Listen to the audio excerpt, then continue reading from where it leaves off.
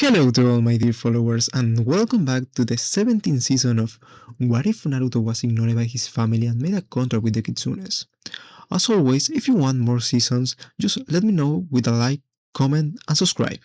So then, enjoy the fanfic. 35.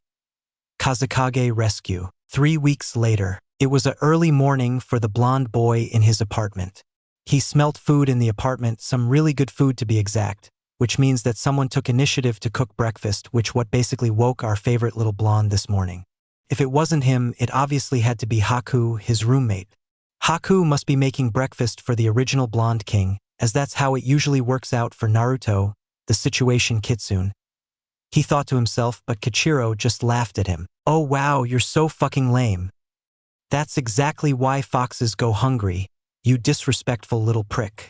I mean, after I totally beasted that mission a few weeks back, I just felt like the ninja of the month, you know? So after the top ninja of the month moved by jumping out the bed with the unexaggerated swagger of a blonde sage, aka slipping on a part of the blanket that was on the floor while stubbing his toe on the door frame, he left the room into the kitchen, having his inner fox laugh at him. When he made it to the kitchen, he was about to greet Haku with a good fucking morning, ice cubes for testicles. But instead of Haku, was Yakumo in a silk robe with red undergarments barely showing through said robe. She was the one that was cooking breakfast in the kitchen, not Haku, who he originally thought. She turned her head and saw Naruto there, who had a good blush on him from seeing his other female teammate in such a way. Well, good morning, Naruto-kun, she smiled. Seeing nothing wrong with what she was wearing, Naruto sighed. He had to get used to this by now, but he just kept forgetting. Since Yakumo had taken to dating his roommate, she would sometimes spend the night here, though sometimes she was rather sneaky about it. The same night, Naruto and Haku would part ways for bed, but the following morning, Yakumo would be in the bathroom when he was ready to wash up for the day. He was thinking of just getting her a key at this point. Yeah. Gee, good morning, Yakumo-chan. He just couldn't help himself from just watching her figure. While not a fit but somewhat thick body frame like Sayori, Yakumo had that slender frame that people would kill for too. Yakumo noticed how much Naruto was staring and she blushed playfully.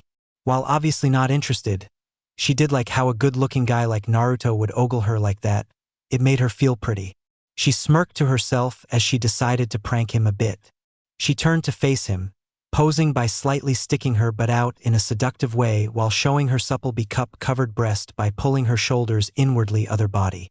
Naruto-kun, are you trying to steal me from Haku-kun? Trying to get a sneak peek, are you? What would Sayori-chan say?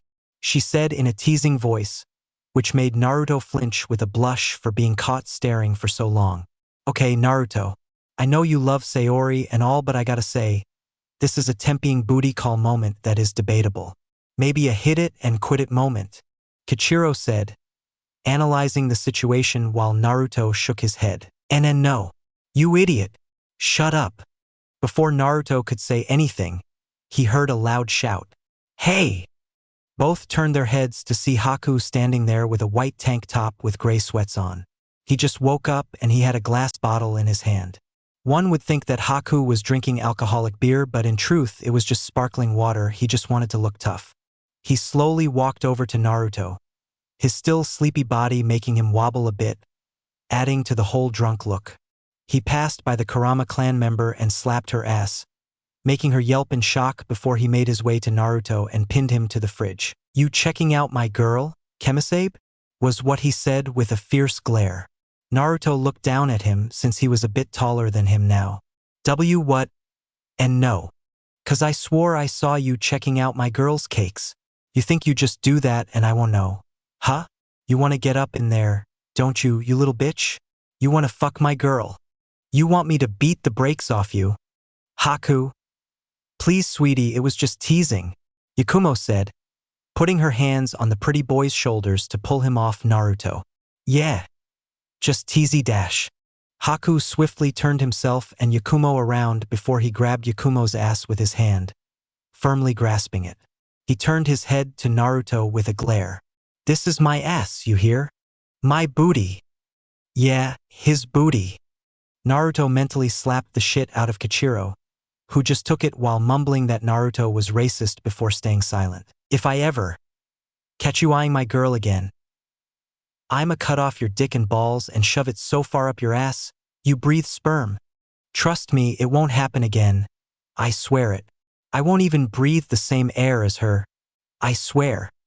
Haku then let him off the fridge. He then let out the nicest Haku smile at Naruto. Good. Come, let's get breakfast.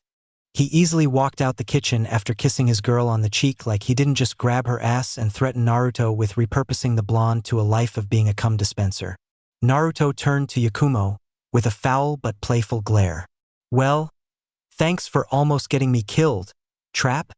Yakumo just pushed him out the kitchen before going back to making breakfast. A few minutes later, after Yakumo finished making breakfast for the four of them, Kichiro is always included. They all sat together and ate food. Naruto dug into his plate, but he then began to have a bad feeling. Almost like something was wrong somewhere, though he didn't know exactly what it was. It wasn't like his negative emotion sensor was going off, but it was just a bad feeling. It was a feeling he felt yesterday too, but he just couldn't place his finger on it. It was just a bad feeling that he couldn't place his finger on why he was feeling this way. Is something wrong, Naruto-kun? Haku asked, seeing his friend in discomfort. I don't know. I'm just getting a bad feeling, is all. Yakumo frowned. You want to talk about it? There's nothing to talk about, Yakumo-chan.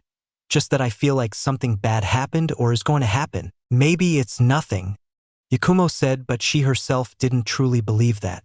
If a shinobi gets a bad feeling, especially someone intuitive like Naruto, usually the gut feeling is right most of the time. Naruto frowned as he picked at the rest of his food. I truly hope so. Yakumo frowns. Hey, I know what'll make you feel better though. How about taking a visit to your girlfriend's house? Naruto frowned again. Not that I don't want to see her again, Yakumo, but it's just I don't want to see her brother again. The couple chuckled at that. The explanation Naruto gave them for giving him and Sayori a break as Itachi was kitsune hunting was utterly priceless. He wanted Naruto alive. Yakumo knew something was up when Sayori was a bit frustrated during the reunion of the rookies and Naruto seemed a bit more distant from her. She asked what was wrong with Sayori, but she only said she and her brother weren't talking at the moment and Naruto was also kinda ignoring her. Though after Naruto's reason why, she understood. Itachi was fucking nuts when he wanted to be. Kichiro sighed as he gulped down a piece of his chicken. Yeah, it's really crazy how life works.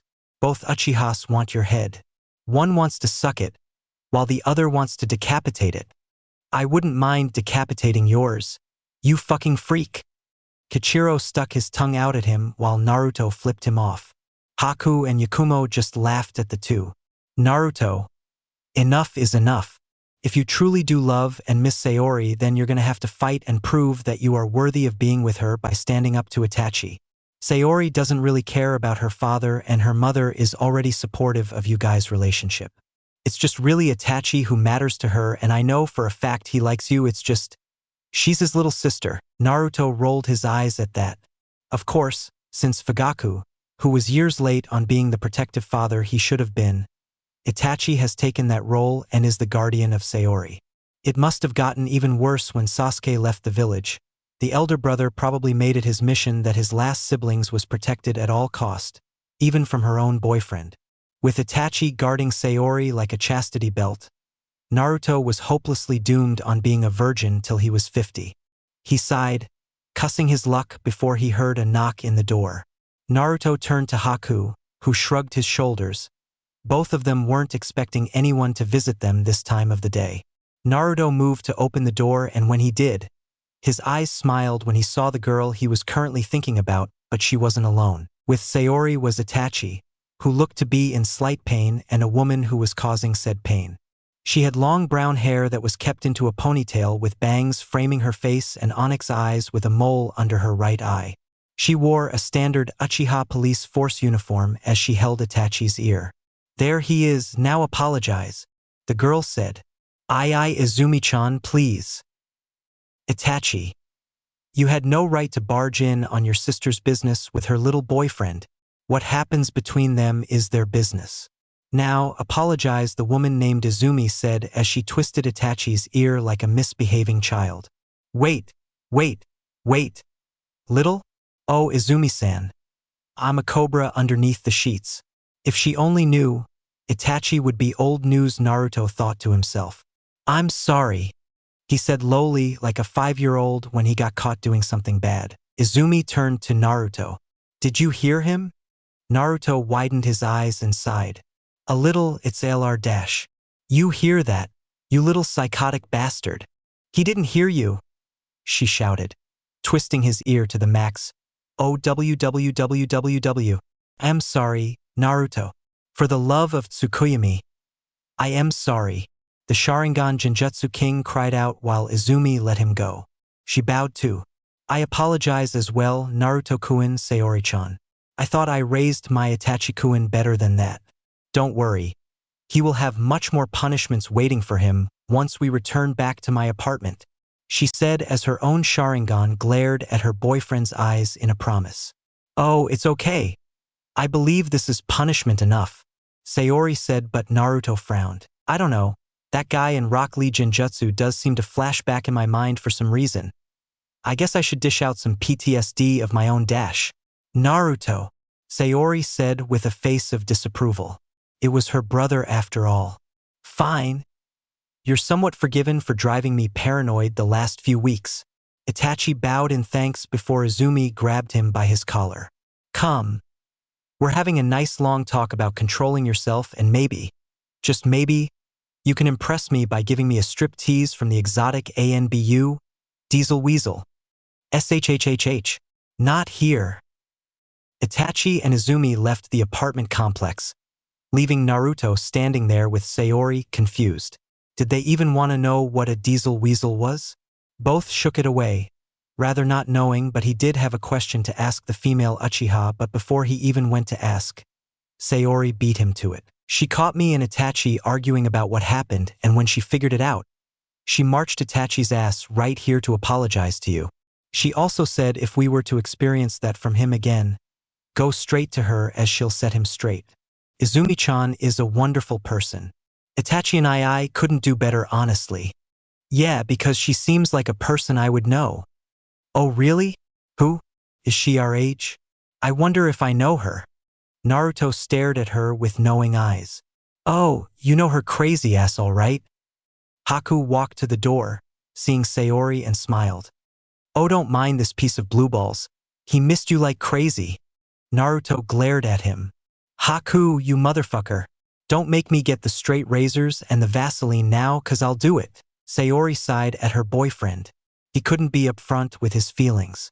But in guess that's where they are similar in some aspects. Sayori moved closer to him before she wrapped her arms around him and held him, blushing in his shoulder. I missed you too. Naruto blushed heavily at that before he wrapped his arms around her in a hug as well. Haku and Yakumo, who came from the table with a partially eating Kichiro, grabbed at camera and took a picture of this moment, making the two flinch.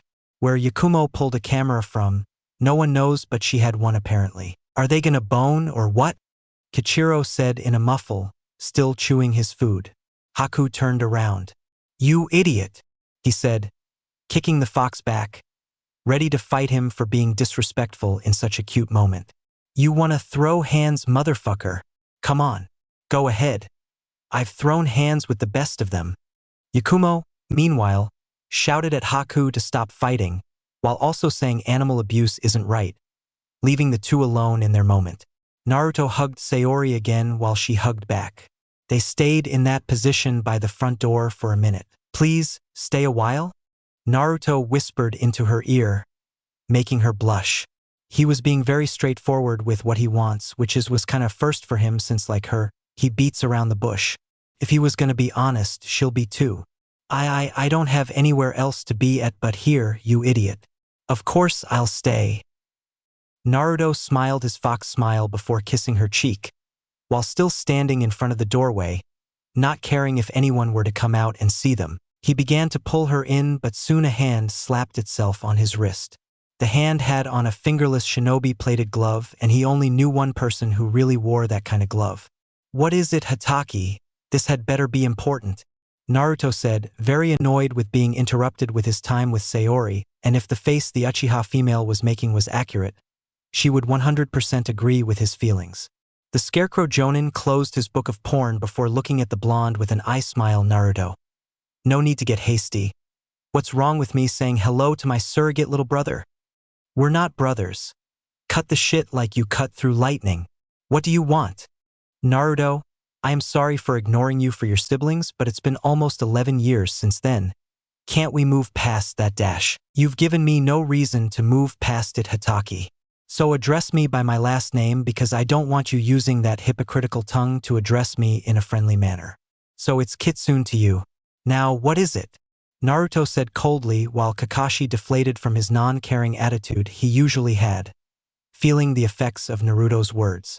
Sayori looked at him with a bit of pity since the man was her sensei for the past 3 years, so she did spend some time with him and grown a sort of relationship with the man. He was a pervert for the most part, but the man was decent.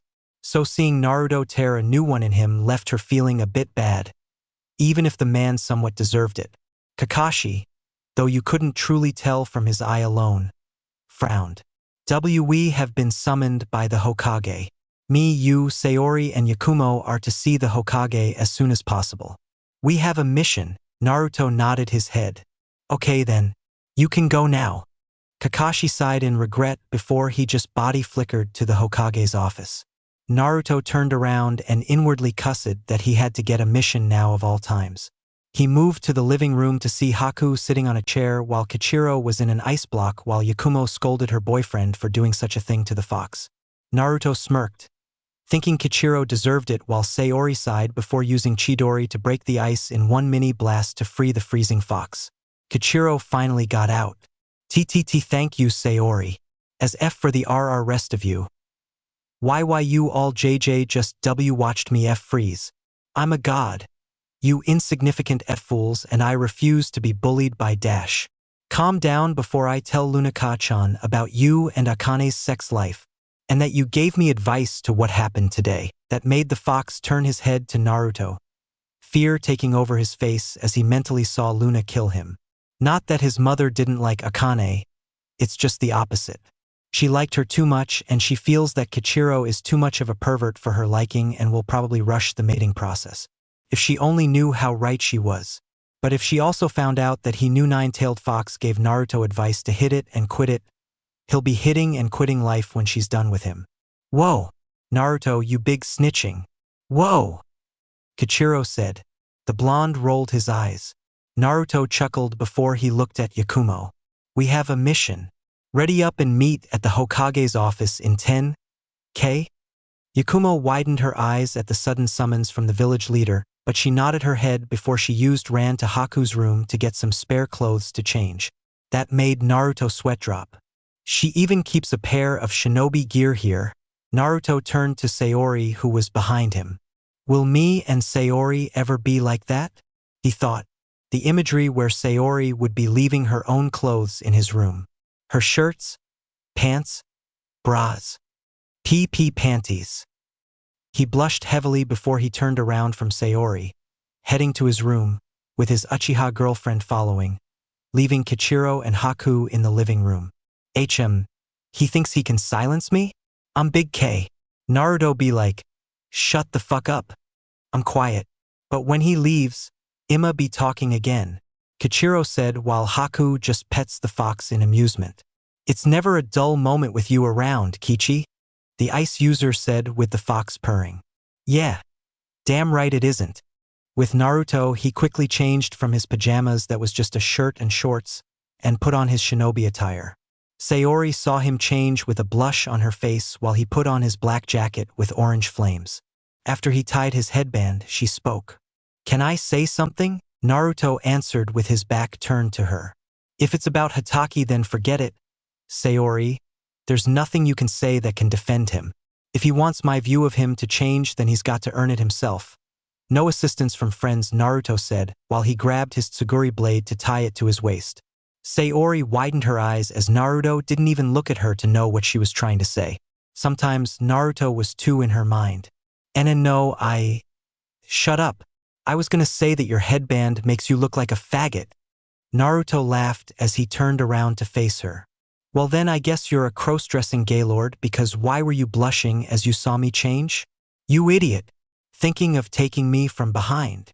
Naruto joked while Sayori turned red from being caught staring. Fuck you. Again, I bet you want to, don't you? It's cool. I'd accept. If I was into cross-dressing gaylords. Come on. My sexually confused friend. Naruto, I am gonna kill you. Naruto ran out the building with Sayori chasing him with her katana ready to slice his balls off while Naruto kept shouting back at her that she only wanted to do that because she wanted to keep them to store for when she's ready to have his children, which made her chase him down harder. All the way to the office while Yakumo and Kichiro kept up behind them to ensure the peace and Sayori didn't murder Naruto for being who he was, a shit disturber. When the four finally made it to the office, Naruto stopped to let Kichiro back into the seal. The Uchiha used Tsunade's time to attack the idiot. She settled for shocking him with Chidori shock, just putting her palm on his shoulder and lowered the voltage, but it still hurt like hell. That was how they entered the office. Sayori walking in all happy, while Naruto was being dragged in by Yakumo. You big bully, Naruto said as he stood up. Oh relax, I didn't kill you, you big baby, Sayori said. Naruto glared at her. Why you dash? Ahem. The members of Team 12 turned to see Minato, Jiraiya, Tsunade, and Kakashi there. If you don't mind, we'd like to debrief you on what your mission is. It's rather urgent, Minato said with a slight edge in his voice. The team stood tall and proud in front of the Hokage and Sannin. Yakumo looked around to spot the fourth member of the team. Where's Anko-sensei? She asked. She's on a different assignment with a few ANBU. This mission will be led by Kakashi. Is there a problem with the dash? We don't need him, we can do it alone. Naruto argued, unknowingly and uncaringly hurt Kakashi's feelings. Minato sighed, he kind of forgot for a moment when he made this selection. Naruto also didn't like Kakashi for the neglect thing too. It just went to say how badly he messed up. Listen brat, Kakashi has experience that you can dream of. Plus for this mission you're gonna need all the help that you can get. I don't care how you feel. You're doing this whether you like it or not, Tsunade said. Yeah, Naruto, chill out. It's just for a mission, Sayori said with a fine tone, making Naruto cool it a bit, but he was still pretty irritated. It was annoying as hell, but it could have been worse, like Kushina and Naruto. If he had to be on a mission with them again, he'll run into enemy fire and kill himself. The younger blonde sighed, relaxing himself. What's the mission? Minato sighed, already feeling the anger that Naruto is about to unleash. That Gaara of the Sand, the fifth Kazekage, has been kidnapped by the Akatsuki. The team widened his eyes in shock from that. What the hell? When? Yakumo asked. Apparently, the Akatsuki appeared last night to capture him.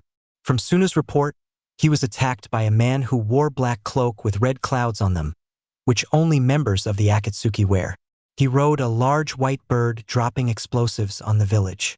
Gaara gave his all, but it was inevitable, but he managed to protect everyone in the village. He did well, but not well enough. Naruto frowned. So you learned to protect everyone else as well and not just yourself, huh? As Kazekage, that's your duty and you did it to the very end. Gaara. Naruto thought in sadness and anger. So is he dead? The mission, is it to retrieve his body? Sayori asked, but Jiraiya shook his head. He should still be alive. Or... Minato saw the blank features on Naruto's face and sighed. It was the same look that Naruto had when he heard about his fox nearly dying. That meant to say that Naruto was pissed. Your mission is to head to Tsunade and give your best assistance to their rescue of the Kazekage. Or what's left of him, that is the Hokage thought. With that in mind, you're dismissed. With the order, Team 12 along with Kakashi left the office and headed towards the gates of the village. Tsunade frowned once they left. I don't know if it was wise to send the brat on this mission, Minato. This is the Akatsuki after all. That very well may be the case, Tsunade, but Naruto is probably our most powerful shinobi we have, and his teammates make the strongest team that we have so far. Who else do we send to battle such foes? I hope you're right, Minato, Jiraiya said. I know I am. The blonde Hokage said. With the group, they had left the village in silence as they all had what they needed. Kakashi and Naruto were ahead while Sayori and Yakumo brought up the rear. The tension was in the air as they traveled. Sayori tried to speak. Naruto dash. I'm gonna kill them, Naruto said simply. It wasn't the deep anger that Naruto had before, like when he referred to Menma and Sasuke those times, but it was rather simple and calm, which made it feel worse. He spoke about a massacre so casually that it was like he was speaking it into existence. Let's calm down, Naruto. We don't know who is in the organization or who we'll be running into. We can face the measly 2 members or the whole flock. We can't be careless here, Kakashi warned. It doesn't matter. I'll slaughter each and every one of these clowns. How dare they do this? I'll mow every one of them down. Sayori glared at him. I know this is just the hurt and scared you talking right now because I know while you're goofy as hell, you're not an idiot. You're hella strong now. I'll give you that, but calm down or you'll get us all killed. Naruto frowned at her. But Gaara dash. We'll cross that bridge when we get there. First we need to figure out our targets and plan accordingly. I don't have to tell you that again, do I? The Uchiha said. Naruto frowned before he realized that he was letting his emotions get the best of him again. He's letting the Uzumakiness show, and that shit was a travesty. He slapped his cheeks hard to wake himself up. Ha! Good shit, Sayori. Almost forgot who I was for a sec. Sayori giggled and Yakumo rolled her eyes at him. Kakashi just smiled at the 3. He sighed when he looked at them with somewhat a jealous look. Why couldn't he get Team 7 to act like they did when they were currently active?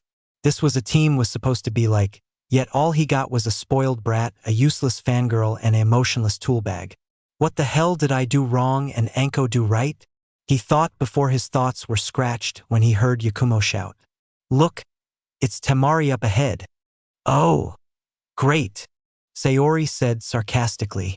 Indeed, Temari was seen walking outside their path, but she turned around once she heard her name being called out. She then saw who it was and stopped in her tracks. HM? What is it? What's wrong? She easily turned her glance to Kakashi and Naruto, mostly the latter, but the former explained the situation. Gaara has been kidnapped by the Akatsuki. We're headed to Tsunade now to get the mission details. Wa. Gaara has been dash. Yeah. They got him.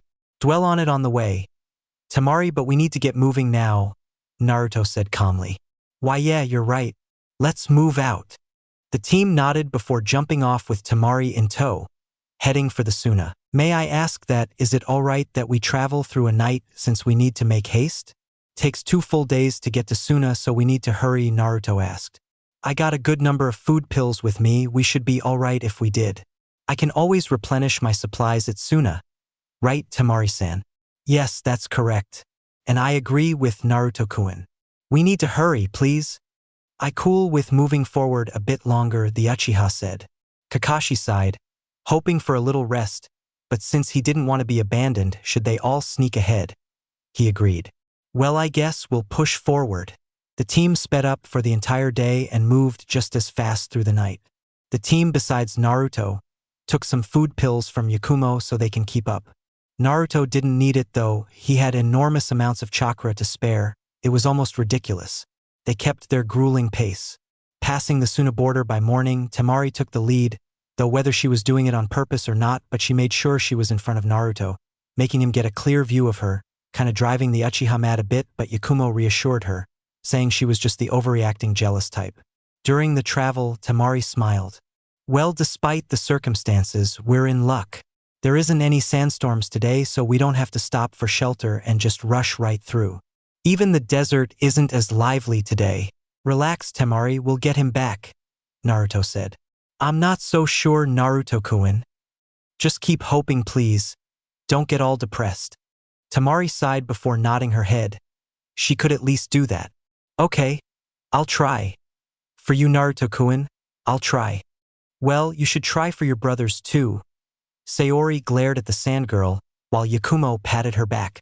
Easy girl. A little while after that, the group made it to the village. Shortly after that, the shinobi of the village easily recognized Temari and charged her. Lady Temari, the Kazekage dash. I know, what are you doing about it? Surely there would be a search party sent out looking for him, The shinobi of Tsuna looked around in shame. WWE couldn't as of yet, Lady Temari. Our orders were to be stationed here until further notice. It was too dangerous. Our Kazekage has been kidnapped and we're waiting for further orders. Are you fucking kidding me? The Jonin were bowing their heads in shame while Team 12 plus Kakashi just watched Temari blow up. Actually, Temari, we were forced not to do anything. The team turned to a man with a white head wrap in his head, while it covered the left side of his face while the right side had red markings on his cheeks. Baki-sensei, what's going on? What are we gonna do about Gaara? Why haven't we sent out a team yet? I think we're partially responsible for that, Temari. They were waiting for the response team for Konoha, and we just arrived, so we're here now.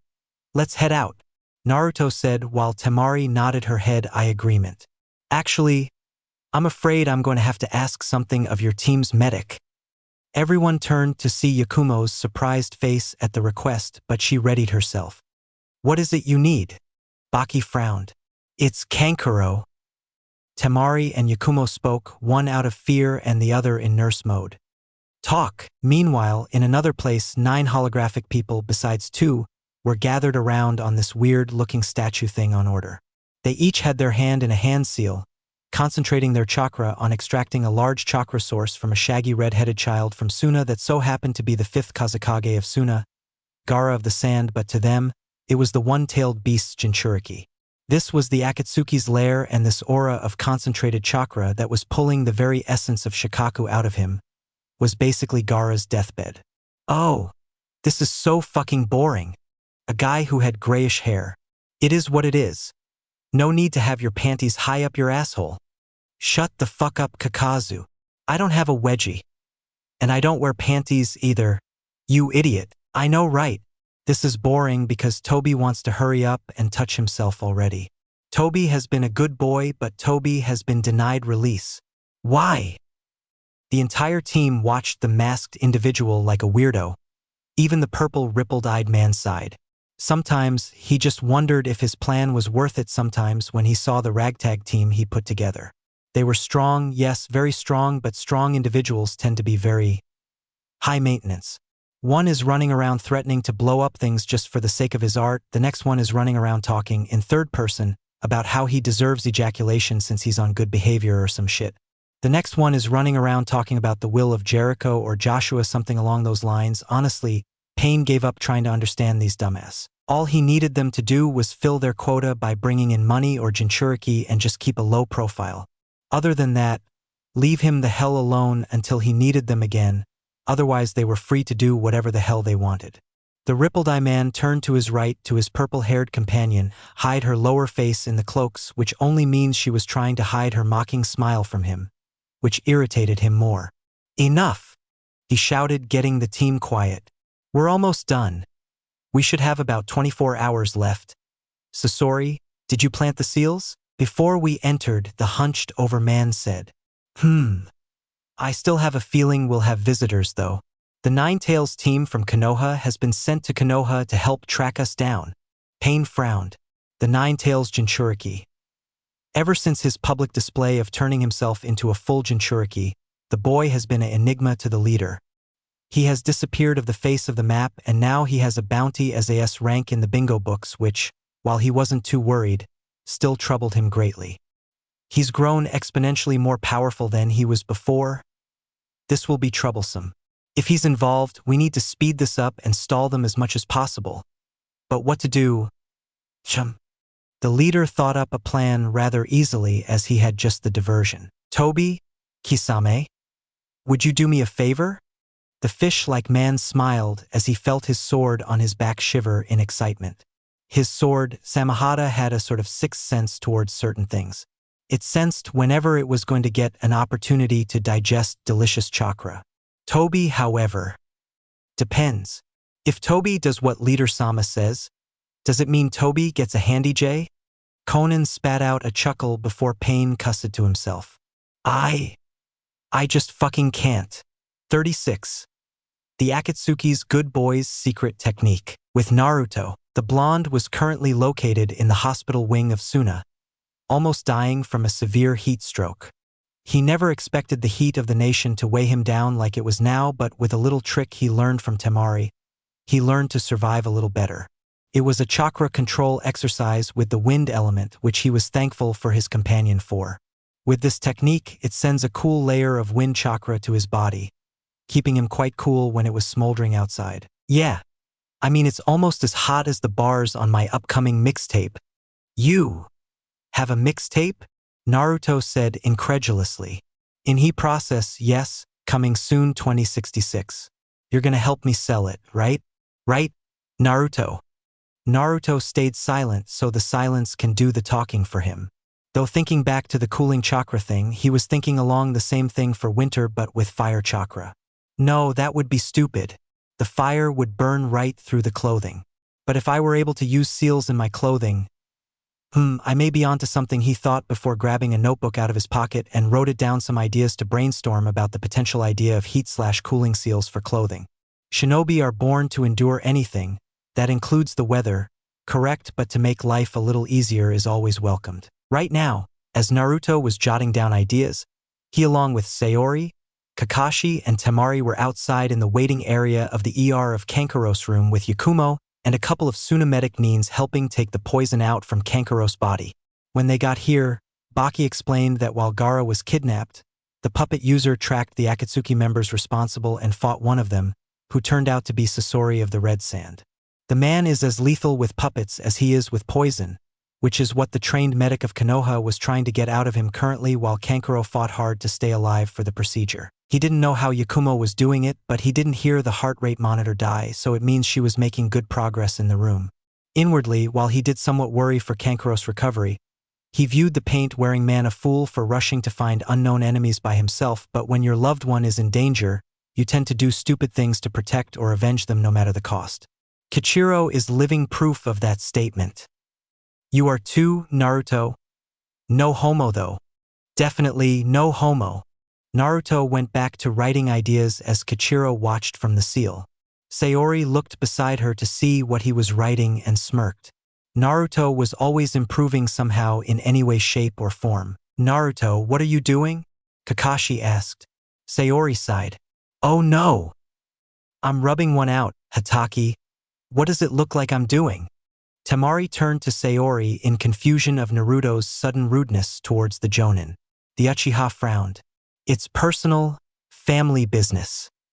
The one-eyed man sighed, looking back at Naruto, who wasn't even looking at him. Naruto, can we talk? We're humans, Hatake. We make words by opening our mouths and make sounds.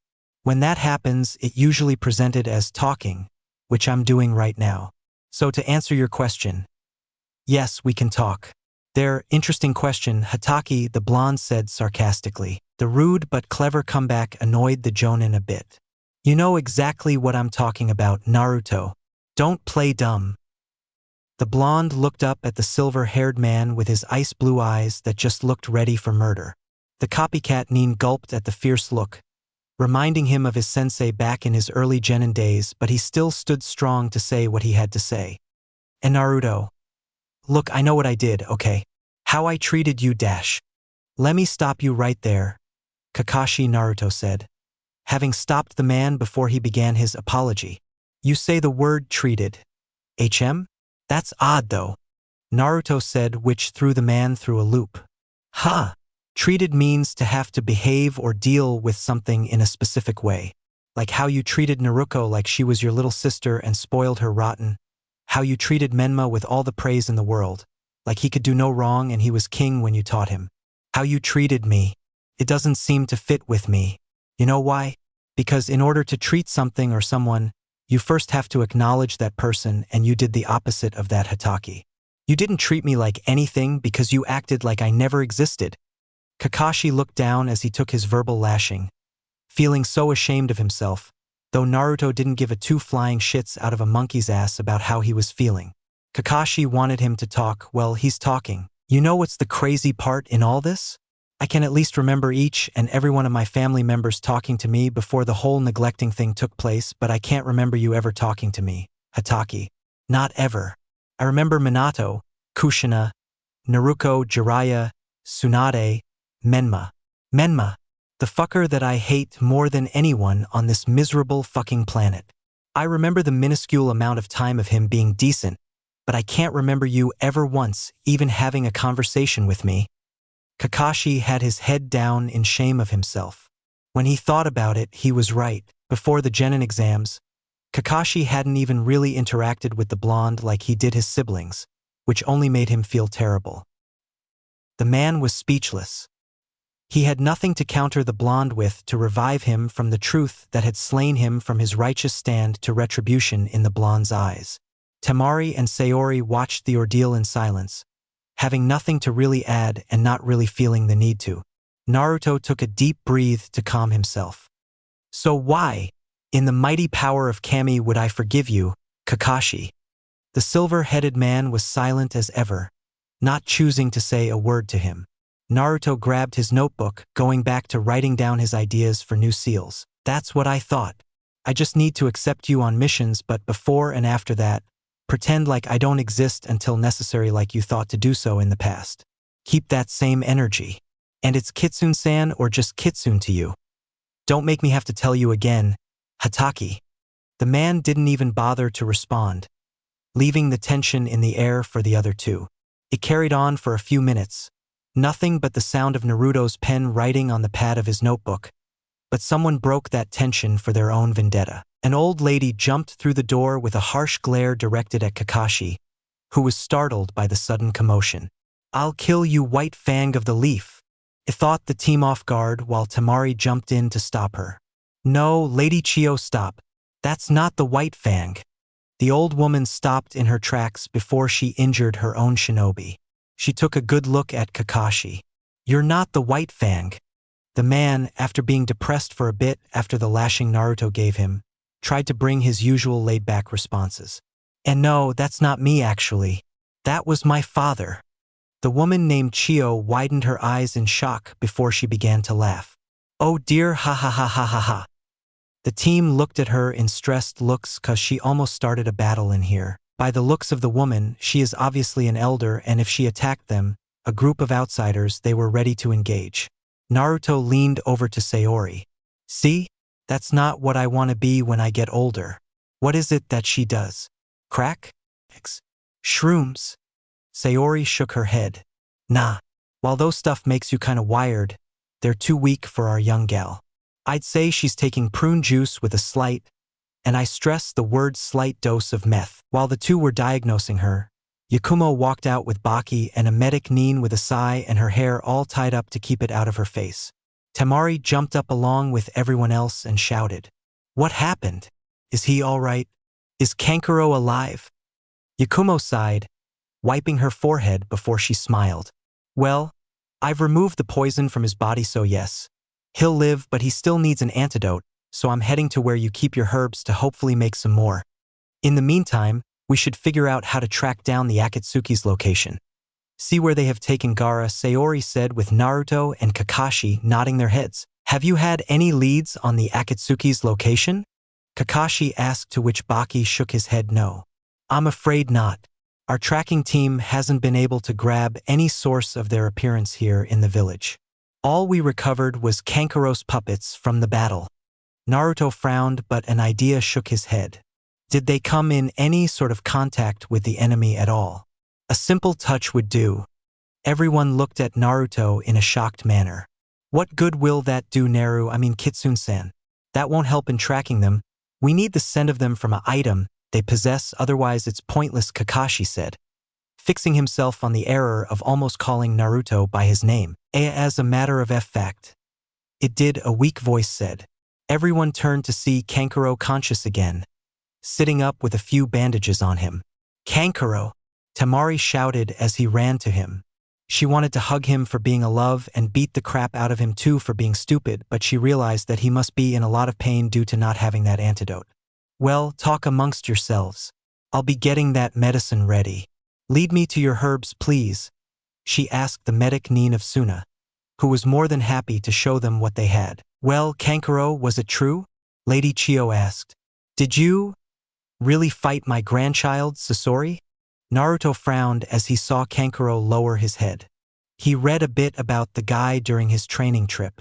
Sasori of the Red Sand, he was puppet user, just like Kankuro in front of him, but he took it to a whole other level the village hadn't ever seen before since the third Kazekage. If I remember correctly, Sasori killed the man too, Naruto thought. Yeah. We fought, but it was more one-sided than anything. I wasn't strong enough. The bastard was just toying with me. As most antagonists do, Kankuro, it's alright, it's not your fault. Look, you said you snagged something of theirs that can help us trace it down, Naruto asked. Why yeah, I got it. I snagged it when I got close enough. Bastards didn't expect it. Kankuro used a chakra thread from his finger to open one of the puppet's hands to show a piece of ripped cloth. Naruto smirked as he saw that. Awesome. You came through, Kankuro. Sayori smiled as she saw Kakashi grab the cloth, but her eye turned to see a bird outside. Huh, she said before she noticed it was a messenger hawk. Hey, guys, look. She moved to open the window as the bird landed on the ledge, a message scroll on its back. She opened the scroll and read it. Hokage-sama sent us back up. It's Team Guy. Really? Well, it can't be helped. We need to get this tracked ASAP. Naruto nodded as he bit his thumb. Summoning Jutsu. Naruto slammed his hand down on the ground before smoke appeared. Once it cleared, two foxes shone themselves, and it so happened to be his two beloved teachers, Takeo and Seo. He smiled. Hey, you two. It's been a minute. Yeah, and whose fault it that, Baka? You're the one with the ability to summon us. Remember? The black fox mock glared. Hello, Naruto-kun. Oh, is that Sayori-chan? My, you've grown beautifully, the tan fox complimented the Uchiha girl, who blushed and smiled. Thank you, Seo-san, you're too kind. The others, besides Kakashi and Tamari, frowned in the room as they saw the two foxes appear. He can summon foxes? I knew that boy looked familiar. The golden fox of Konoha, such a remarkable young lad. Better not get on his bad side at all. Lady Chiyo thought. By looking at how young he is, it's just proof that the shinobi world is continually changing and the shinobi were getting more powerful at younger ages. Yeah. Enough gassing her up. Anyway, we need your help. I need you two to sniff this, though one of you will be helping bring Team Guy to the designated spot. We're in Suna right now, so you'll have to backtrack it to Konoha and you'll run into them. I think I'll send you Takeo-sensei. Is that okay? So why not use Kichiro? He's a better tracker than both of us. Naruto frowned. Our mission deals with Akatsuki. I'd rather not have Kichiro outside unless absolutely necessary. It's not that he isn't strong, it's just... I'd rather not have a repeat of 3 years ago and this time we both die. It's just safer this way. The two foxes nodded their heads in understanding. It was better not to have those two farther apart than necessary. Alright, so I guess I'll be sticking to you then, Naruto-kun. So what will we be tracking? Seo said. Kakashi opened up his palm to reveal the piece of cloth. You'll be sniffing this. This has the scent of the Akatsuki that kidnapped the Kazekage. Our current objective is to find them and retrieve him before it's too late. We need you to track down the hideout. The two foxes sniffed the cloth before turning to Naruto. Alright, we got it. We'll head out and track it at once. Seo-chan here will come back and tell you we got a match while I track down Team Guy and inform them. Cool? Yep, go. The foxes yipped before running off. And now we play the waiting game, Naruto said as he sat on one of the beds. Well, we can't have you three lying around the hospital. Come, we'll arrange rooms for you, Baki said as he walked out the room, letting the three Konoha shinobi follow. In no time, the group were at an inn, just killing time while their team's medic slaved away making herbs all day into the night. Right now, Naruto, who begrudgingly shared a room with Kakashi, stared up in the ceiling as the moon shined the room as the silver-haired Jonin slept. Naruto, though, wasn't tired as of yet, remembering Gaara and wondering if he's even alive right now as they laid her and did nothing. Part of him wanted to head out and find him right now. He had the scent and he had Kichiro's nose, which was better than his other fox sensei's noses, but he knew that Sayori would chew his ass out if he left like that, especially him being a Jinchuriki himself. It would be like throwing himself into their little plans. Suddenly, Kichiro jumped out the seal and ruffled underneath his shirt. Naruto lifted the shirt to allow his companion to exit, which he did while laying on him. It was a bit uncomfortable for Naruto, seeing as Kichiro wasn't some cuddly little handheld fox anymore. He was a bug boy. While not the size of Kiba's dog, Akamaru, or even Takeo's size, which was to the blonde's hip, he was definitely big. He was at Naruto's knees when they stood side by side, so that was still big. "What is it, buddy? Naruto, do you think that this'll happen to us? What's happening to Gaara? I mean," Naruto frowned. He began to get up, sitting up on the bed. "Whoa. Where's this coming from, Kichiro?" "Nothing. Never mind. It isn't important." Naruto watched his fox lie on his legs, head between his paws as he eyed the window, looking outside at the moon. Naruto petted him and asked, "Kichiro, what's wrong?" The fox took a minute to speak, but he eventually did. "I remember my Tsunama's memories of being used to cause destruction. It happened with Kushina when she was giving birth to you three. How powerless she felt when their chakra separated. She nearly died because of that. I don't want that for you. I don't want you to die and I'll be all alone again." The fox began to whimper a bit as the thought of his partner dying because he left him. Naruto smiled softly. "No, that won't happen. We're too strong now, Kichi. We're not like our weak selves anymore. We have power now, power to look out for one another thanks to all the training we went through. It's all thanks to Lunaka-chan, Sayo-sensei, Takeo-sensei, and Ichijiji. Hell, remember the last thing Ichijiji said to us after your test?"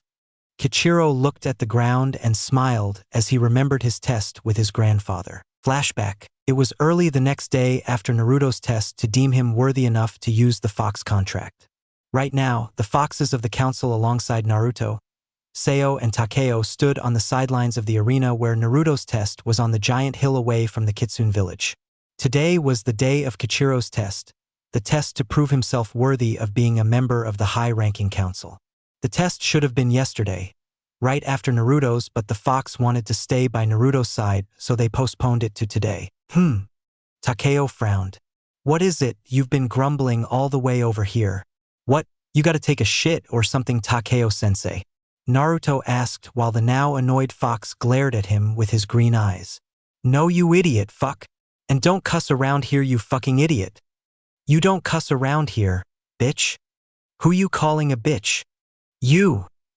Both of you better stop cussing around here or I'll fucking kill both of you," Luna said in her alpha tone. "Sorry, Lunasama/Ka-chan," both Naruto and Takeo said, which made Sayo laugh at them. "But seriously, Takeo and why are you so stressed?" "It's because Kichiro is my student and he's about to fight the previous 9 tails. Why wouldn't I be afraid? If he loses, it means I didn't train him well enough and that will fall upon me." "I highly doubt that, Takeo-sensei. Kichiro isn't gonna fail. He's strong. Like me." "He won't fail," Naruto said with a smile of reassurance. "But how do you know that?" "Because you trained us too, idiot. So did Lunaka-chan, Sayo-sensei, and Ichijiji. WEL learned from the best." Takeo smiled a bit at that. He needed that small bit of reassurance. "Well, I guess so. But if you're wrong, your team sensei, Anko, told me to tell you it's okay if I were to dash. Don't. Just don't.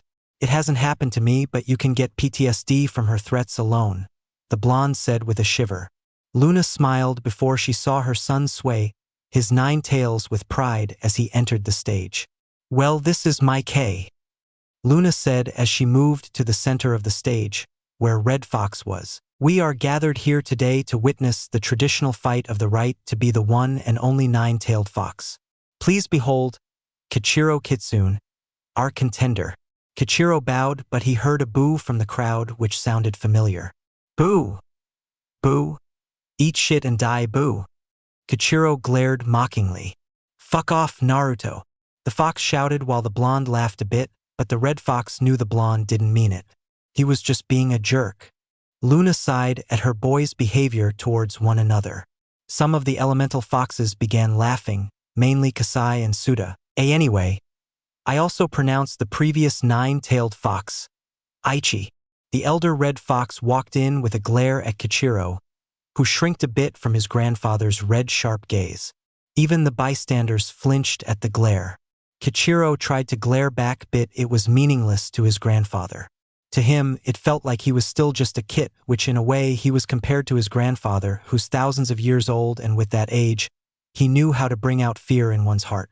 If Kichiro wasn't paralyzed in fear, he could have sworn he saw his grandfather's red eyes glow red for a second. Luna turned to Aichi with a small glare of her own, which sent a message only a mother can convey, despite the heavy amount of killer intent Aichi was leaking. Just don't break my son. And now, for the moment we've all been waiting for. The second annual nine-tailed beast battle to rite of passage commences. Begin!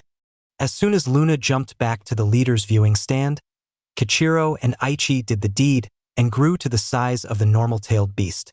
Aichi began growling, saliva leaving his mouth as he bared his teeth at his grandson, looking like the ultimate beast while ultimately making Kichiro piss himself. Kichiro, despite his foul mouth, was a kind soul.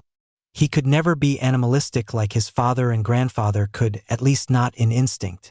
So he shook in his giant form when he saw Aichi make his eyes go white in rage as he let out the nastiest nine-tails roar that shook the entire stadium. To Naruto, he seen Kurama in action before thanks to his battle with Menma a while back, so he knows what the screeching sound of the fox's roar, but Aichi took it to a primal level that just shook you to your bones. He made it known. He was the original Nine-Tails. Kichiro knew that this was a battle for dominance, so he had to steel himself up and ready himself. He decided to roar back at his grandfather, to show he wasn't afraid of him. He gathered up air in his lungs, held for a bit to make it burn in his body before he let it all out. Ah! The stadium stayed quiet after that baby scream Kichiro let out. It was almost like a human baby screaming because it had a rash on its ass or something. It was not cute in the slightest. Ha ha ha ha ha ha ha. What the hell was that? Did he just bust or something? Ha ha ha ha ha. Erasure laughed at the fox. Oh, Kichiro-kun, Seo said in worry. Didn't you teach him how to roar? Screech? Yelp? What does a fox say? Naruto asked. Leave that song in the past where it belongs. Humanity needs to forget that it exists, Takeo said. Huh. Never mind, different world. Look, it's not something that can be taught. It's what works for him that can bring out that primal rage in him. Poor kid. Naruto frowned at that. Kichiro from the roar alone was getting demolished and Aichi hasn't even attacked yet, but soon those thoughts were reality as the Elder Nine-Tails rushed at Kichiro, ready to split him open, though that's what everyone thought. With that lunge, he flew over to Kichiro, who stood paralyzed in fear of his grandfather, never having seen something so petrifying in his little Kitsune life. Aichi sent a powerful slap with his left paw, shaking the entire stadium while Kichiro was launched into the wall. But before he even landed, Aichi used 3 of his tails to wrap around the younger Kit's leg before throwing him in the other side of the elder fox. Kichiro landed with a giant thud before Aichi continued with the onslaught. He pounced on his grandson, dragging his body and the hard ground with his teeth before he flung him again. It was looking more and more like a one-sided fight with how Aichi was handling Kichiro. It was almost ridiculous how hard Aichi was going, but this was the annual test to see if Kichiro can be worthy enough to wield the mantle of the nine-tailed beast. Naruto, watching his partner get dragged around like a piece of trash, plus with him hearing Erasure talk his trash in the back of him, he snapped. It was a last-ditch effort to get Kichiro to toughen up and fight his grandpa. Hey, Kichi! Aichi had just pried him off the wall. The elder fox had stomped on his stomach before kicking him away. Why yeah? Kichiro said, all beaten up and bleeding a bit. A part of the fox thought that his grandfather would take it a bit easier on him, but he was wrong. He also though that his partner was probably going to say some whack-ass joke he really didn't want to hear right now.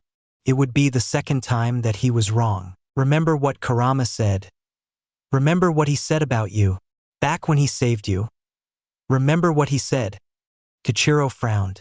What his father said about him. Flashback inside a flashback. Naruto opened his eyes to see red chakra just flowing out the seal. Naruto turned to see Kurama slowly lose his strong nine-tails appearance and he was becoming thin. So much of his chakra was being drained. They never would have expected Minato's chakra control to be this fine that the seal was able to extract this much chakra out of him. So guess that means we're back to square one for you, huh? Kurama? Kurama looked at Naruto with sad eyes. Naruto then began to notice that Kurama himself was beginning to fade out, like he was a nothing but a mirage. Kurama, what's happening to you? Kit, enough with the stupid act. You know exactly what's about to happen. Naruto frowned as fresh tears came to his eyes. I had a feeling this is what was going to happen. For you to transfer your chakra to him, you'd have to transfer your very essence into Kichiro. But why? We can have Minato cut your chakra off and leave your soul here while Kichiro comes in here too. You can be with him. You can be here with Lunaka-chan and me too. Kurama smirked a bit. To see this side of Naruto was rare. It just goes to show how much of bond the two really had grown over the years. As of right now, Naruto was definitely his favorite Jinchuriki host by far. Man, who knew you'd shed tears for me? Kit, I didn't know you cared for me like that. Of course I do, you idiot. You're my fuzzy nuts, Naruto said, looking up and Kurama with tears freely leaving his eyes. Kurama signed. This is the only way, Naruto. My father did this for me and now I have to do this for Kichiro. Though my father somehow lived, even I don't know how. Naruto, I'm also doing this for Kichiro. I lived a hate-filled life. I destroyed many things and hurt and killed many people. Some of it wasn't my fault entirely, but I still did it. I want to pass on my story to Kichiro, to tell him not to go down the same road as I did. That there are still good people in the world, like you, Naruto. I was never going to be a good father to him. I knew that from time he was born, but that didn't mean that I didn't love him. He's my son, my only child. That's why I didn't hate Minato for what he did to me in order to protect his children, his family. Sure, he's still a bitch, but I don't really hate him. I sympathize with him. I'm a monster, Naruto. Incarnate of evil. A demon of hate. I hardened my heart so long ago that I forgot what it was like to express love, unless it's the mating kind dash. That part, I feel like you could have left out, Kurama? Whatever, you know what I mean. I can't express it, but if I can just let him know how I feel, but just letting him know what I think of him, my knowledge of him, maybe then. If he'd know why I'm giving my life for him. Naruto nodded his head. I'll make sure he knows. I swear on my name, Kurama. I will. Kurama smiled at him. Yeah, favorite Jinchuriki to date. My chakra's almost up. I'm gonna miss you, Kit. Stop crying. I'm not crying, you are. You must have been cutting onions in here or something because I'm not. Naruto shouted as he wiped his eyes. Kurama laughed. Yeah, whatever, you big softy. By the way, I'll be watching you. Keep your hands of my wife or I'll haunt you forever. Imagine a ghost Kyuubi. That's me? Roaring in your fucking face. Kurama then began to fade away from existence as his chakra was fully absorbed into Kichiro on the outside. Naruto sighed as he wiped his eyes. The place already felt empty without him. That was when a pulse of pain hit Naruto and the mindscape was beginning to fall apart now. The only thing Naruto saw afterwards before he began to go white was a new thing being sent in place of the cage. It was then shown to have little paws, but that was where Naruto lost consciousness. Flashback inside a flashback end. He remembered what his father said. He remembered the feelings he had when he died. There were many thoughts linked to that one memory that just hit Kichiro in his heart, where he lived. He loved me. He believed in me. To surpass him. To do better than him. To be the best Fuzzy Nuts I can be. Then you go beat former Fuzzy Nuts. Naruto shouted, and that's when Kichiro let it out. His own version of the fox roar that sent a sonic wave at Aichi, pushing him back some feet. Takeo and Seo just looked at Kichiro and Naruto with confusion and amazement. To awaken a reaction like that in just a few sentences, Naruto and Kichiro had a closer relationship than most thought, and it's what saved Kichiro now as he had some fire in him. Luna, from her leader's seat, tried to hide her smile of pride at her son's roar. It was strong and holding, just what the Kitsune clan need from their leader. Every one of the elemental foxes shot their mouths at Kichiro's expense. His roar demanded respect, and it was respect that he got. Aichi, who hasn't spoken a word since they started, finally braced the crowd with his voice. Finally serious, are we? That screech was something else. Kurama's pales in comparison to yours. What force? Kichiro glared at him before he pounced in the man and began fighting with such ferocity. Aichi nearly forgot it was his grandson he was fighting. It only made him smile inwardly. It means he had finally awakened his Kitsune blood. He was fighting hard. He was worried when he first met Kichiro. A kit who inherited his tails too early is a kit with too much power at his disposal with no means to use it. But now, showing this side of power in him, he can say his worries were for naught. The two began to go at a crazy fight for dominance as they kept pushing and shoving one another.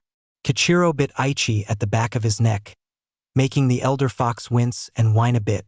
Aichi slammed his head in Kichiro's belly to use that as force to push him, but the kit didn't move, pushing him even harder. The way for one of them to win is by having the other pinned by the other, so the objective is to get the other fox on their back or side even. Seo saw the intense battle and asked, "Do you think they'll use dash?" "They are forbidden too.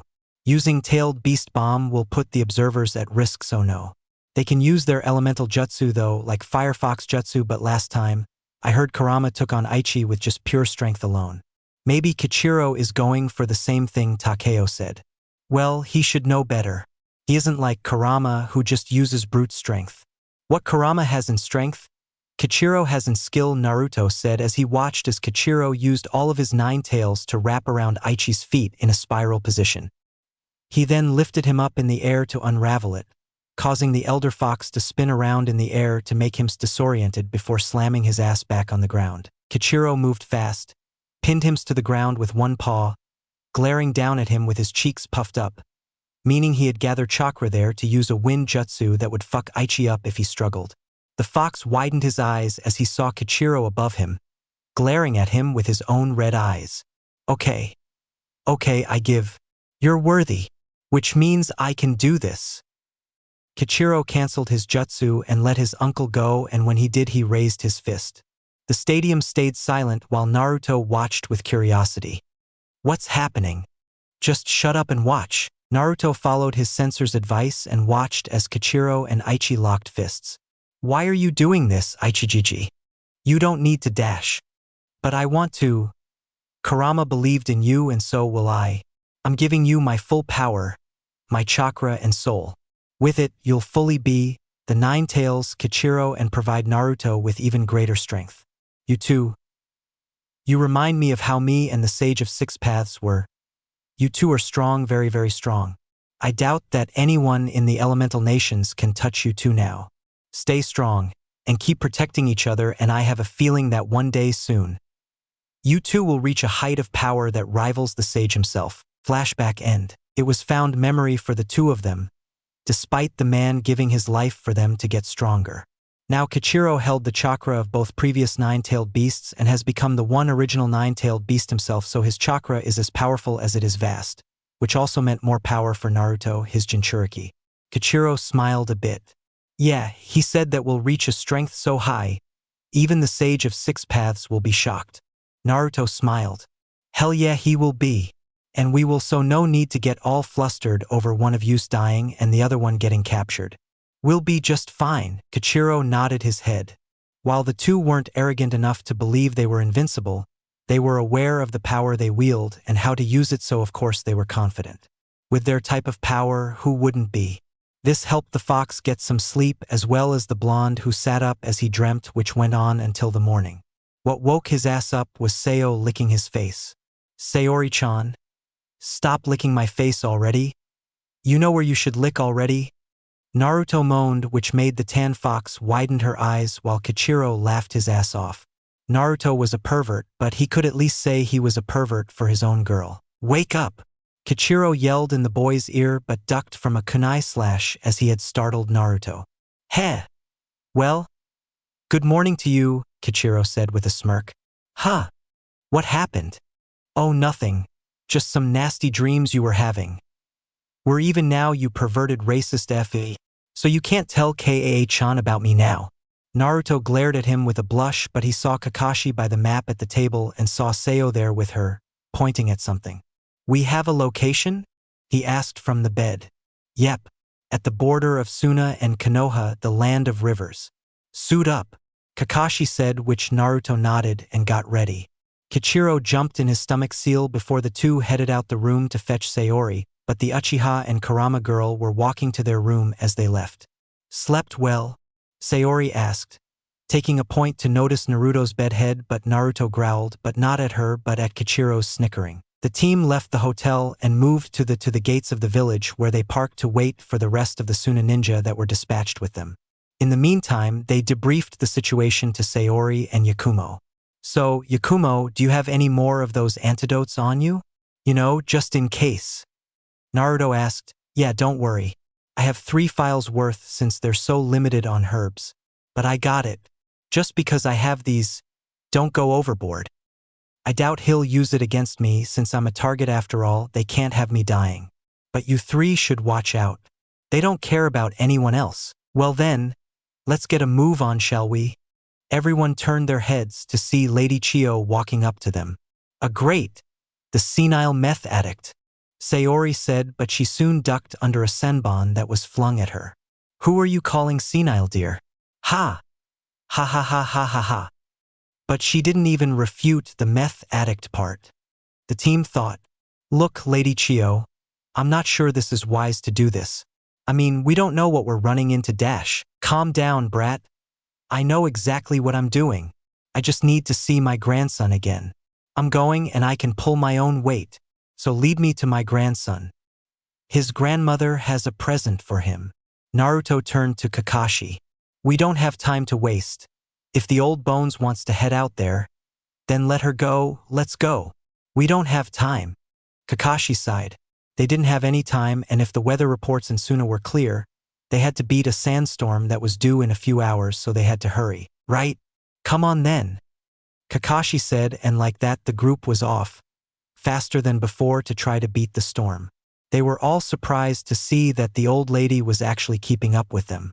Both Kitsune and Uchiha both surmised that it was the meth that energized her, but Yakumo tried to glare at them, but she too had to admit that it was a bit funny. The group began to run for time, and they finally made it out of the Suna's borders with Seo in front leading them. Quick, follow me. This way. The group continued to run after the fox, but after an hour, the tan fox stopped them. Huh? What is it? We have company. I'm smelling another person and they aren't friendly. Boy, that fox sure is smart. Hey, are you selling her? I'll call her Toby's pet. The group stopped as they saw a man on top of the tree. The man was a tall, lanky man with spiky black hair and wore a long black cloak with red clouds on it. The most notable feature was the bright orange spiral mask with one eye hole on the right. Naruto and Kichiro flinched at the sight of the man. Have I seen this man before? He looks familiar. Naruto thought. Kichiro. I think so. From Tsunades memories? I can't tell, it's all so hazy. I'm not even sure if Tsunade himself knew, to be quite honest. I don't think it's the same man. His chakra gives a different feeling than what Tsunade describes it. He sounds different too. Naruto frowned. Oh, you all look so fun. Hi there. There and oh and there, he said. Who the hell is this joker? Sayori said. From the attire, he's an Akatsuki. Everyone prepare yourselves. Kakashi said. Yeah, no shit. So this is what an Akatsuki looks like, Yakumo said as she got into a battle stance. Yakumo, stay back. You're the team's medic. There's no need for you to get involved in this, Kakashi said. Naruto turned to Sayori, who had activated her Sharingan. You ready to go with attack A? The Uchiha smirked. Hell yeah. They glanced at Kakashi, who sighed and let them go. The Uchiha smiled before going through hand seals. Shuriken Shadow Clone Jutsu. Sayori launched one shuriken and soon tons of shuriken were launched at the Akatsuki. Oh no. I have to dodge, WHO. The man playfully said as he began to jump around like a burning chicken, but what he failed to notice was one of the shuriken that passed him was in fact Naruto in disguise, holding a Rasengan in hand. Gotcha, bitch, he shouted. What? A decoy? What treachery? Oh no! In front of him, Sayori had used her lightning body flicker to speed herself over to the Akatsuki with Chidori in hand. What is going in? Better think quick. Super awesome jutsu? Lighting dragon. Super crazy maximum powered up reflectant dash. Rasengan. Chidori. As Tobi was messing around with his hands, trying to come up with his own jutsu, Sayori and Naruto continued with their attack, and when they expected to slam into him, they actually passed right through him, like he wasn't even there to begin with. What? The applesauce. Wait, that's not what you were going to say. You two were about to say a bad language word. Oh, for shame. Tobi doesn't cuss because Tobi is a good angelic boy who likes rewarding handy JS from Leader Sama. Sayori almost hit Naruto, but the blonde thought fast and used the substitution jutsu with Sayori so he can say they passed each other and landed on the opposite sides of the branch with Tobi still untouched. The rest of the team were in total shock. What the hell? Lady Chio spoke. The attack was brilliant. She didn't even see Naruto move to create the clone to transform. But the plan failed, but not in the way that any of them thought. Yakumo, Seo, and Kakashi were thinking the same thing. What was that? They just went through him like that. Just what the hell? Yakumo said out loud while Naruto and Sayori collected themselves. The Uchiha frowned as she began to analyze him with her Sharingan. No, it's definitely him. No clone or anything. Just what is he? Naruto frowned. What was that? He didn't even move. He just went right through him like he was just a mirage or something. Are we in a genjutsu? No, then we would have detected something. What the hell? I don't know. Maybe try faster jutsu. Naruto frowned. He then ran through several hand seals. Plant style. Thorn shower. Tobi, who was stretching, looked to see the next attack. So many thorns. Not in the PP hole. Tobi just flew down to avoid the barrage of thorns that came at him. But that's where Sayori was waiting. Fire style. Fireball jutsu. Oh no. Don't burn me alive CK. He said as he just fell through the fireball like it was nothing. He sent a fast fist to Sayori, but the girl dodged it thanks to her eyes. Oh, we got an Uchiha. Tobi knows all about you. Think you can take on Grandmaster Tobi? Whip the bicycle kick from Grandmaster Liu Kang. Why? The man jumped up and actually began to do airborne kicks like he was actually pedaling a bike. Sayori dodged all of them before she drew her blade. Her anger was boiling. Just who was this fucking clown? She charged at him and started hacking and slicing, though not him, the trees. When she sent a slice to his neck, he bent over by just leaning down backwards. Ha ha ha ha. Tobi forgot to tell you he watched a lot of Matrix movies before coming here. Haha. Kakashi, sneaky as he was, easily swiped his feet by surprise.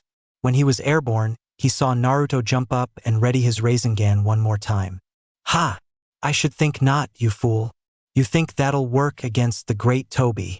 Once I defeat you, I'll have you kneel before me and perform a handy J. Though unlike Leader Sama, I'll make you do it dry. Actually, that might be a little painful on my end. Naruto glared at him. Shut the fuck up. With that, he then channeled wind chakra to the Rasengan. Rasen Shuriken. Ha! Oh, will never kill me. I am invincible. Invisible WWW. That was when the Justa made impact on the man as it ate him up whole. Lucky enough Sayori and Kakashi got away from them. Once the Justu was done, there lied the dead Akatsuki in the middle of the crater. Good job with the seal, Naruto. Good thing you were good in Fuinjutsu like Minato-sensei. Yeah, whatever, Hataki. Me and Sayori were getting torn up out here, but we dealt with him. Barely. In the midst of the battle between Sayori and Tobi, Naruto flung a kunai at the Jonin so he can prepare for his attack. Kakashi was best when it came to sneaking up in people, so he gave that to him. He just needed the Jonin to plant it where the Akatsuki man would least expect it. Look! His mask! Yakumo shouted as the group turned to look at Tobi's body to see it begin to crack open. Once it fully broke, it was revealed to be a member of Tsunade's high counselors who went missing. This meant that they weren't even really fighting the same man, it was just a decoy. Yakumo and Lady Chio went to attend to everyone's wounds from battle, starting off with Kakashi and Sayori, while Naruto clenched his fists in the corner. What was that guy? How did he just completely render Sayori and him completely useless against him? What are talking about? You just beat him. Barely, Kichiro. We had to sneak him to win. Look, that Toby freak was totally manhandling us. It was so easy for him to crush us if he was actually smart. Nothing we could have done to even beat him other than that seal, and we had to sneak him just to get that win off. Only to find out we were fighting a fake. It's so frustrating. He thought he was strong enough to handle all these Akatsuki members, but if there's more people like him on the team, Naruto needed more strength and he knew just where to get it after this mission.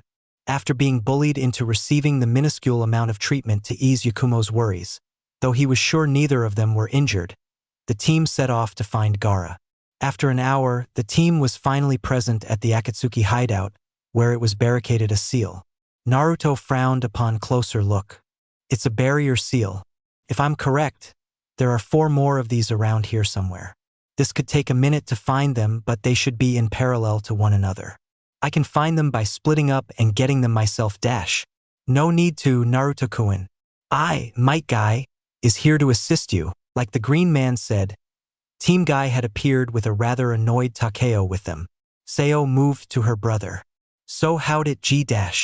If I see another green jumpsuit, I'm gonna scream. These two motherfuck. No, Takeo, you promised you wouldn't swear. Naruto, do you still need us? Naruto shook his head with a slight smile. Seeing Takeo so frustrated always made his day. No, you're good to go. Thank you, Takeo-sensei, Seo-sensei. Thank God.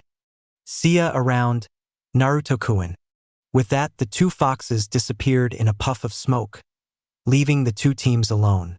Now, time to bust this thing wide open, Naruto said with a smirk.